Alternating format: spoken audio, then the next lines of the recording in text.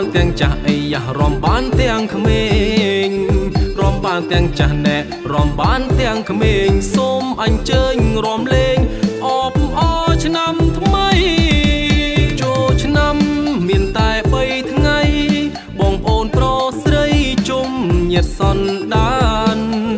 យើងរៀបចំខ្លួនឲ្យបានស្អាតបាត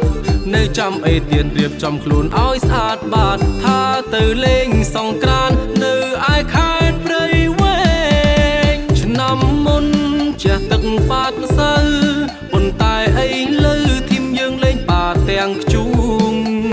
ចាស់ចាស់គាត់លេងដេញបាតគ្នាផ្អើលពេញភូមិក្រមុំសសអីយ៉ាស់មកដូចឆ្មាអោងថាកូនត្រឹមបាតខ្ជូងសັບបាយដល់ហើយខ្ញុំជាអ្នកចម្រៀងមិនល្បីមិនមានស្នាដៃឲ្យបងប្អូនស្គាល់ទេស្រាប់តែឆ្នាំនេះខ្ញុំចេញមកខុងគេ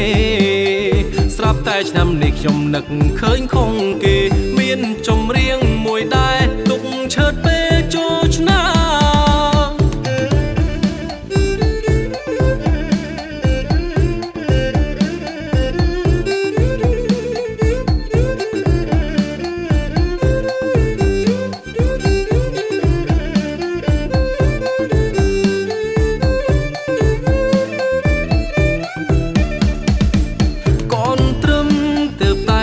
ថ្មីបងប្អូនប្រុសស្រីសូមអញ្ជើញរំលេងរំបានទាំងចាស់អីយ៉ារំបានទាំងក្មេងរំបានទាំងចាស់ណែរំបានទាំងក្មេងសូមអញ្ជើញរំលេងអបអរឆ្នាំថ្មីចូលឆ្នាំមានតែ3ថ្ងៃបងប្អូនប្រុសស្រីជុំញាតិសន្តានយើងរៀបចំខ្លួនឲ្យបានស្អាតបាតនៅចាំអីទៀតរៀបចំខ្លួនឲ្យស្អាតបាតថាទៅលេងសង្ក្រាន្តនៅឯខេត្តព្រៃវែងឆ្នាំមុនចេះទឹកបាតម្សៅប៉ុន្តែអីលើធីមយើងលេងបាតទាំងខ្ជូង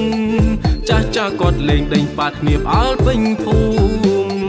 ក្រមុំសសអីយ៉ាស់មកដូចឆ្មាអោងថាកូនត្រឹមបាតខ្ជូងសັບបាយដល់ហើ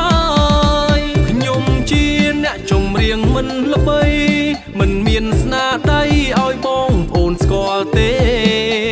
ស្រាប់តែឆ្នាំនេះខ្ញុំចេញមកខុងគេស្រាប់តែឆ្នាំនេះខ្ញុំនឹកឃើញខុងគេ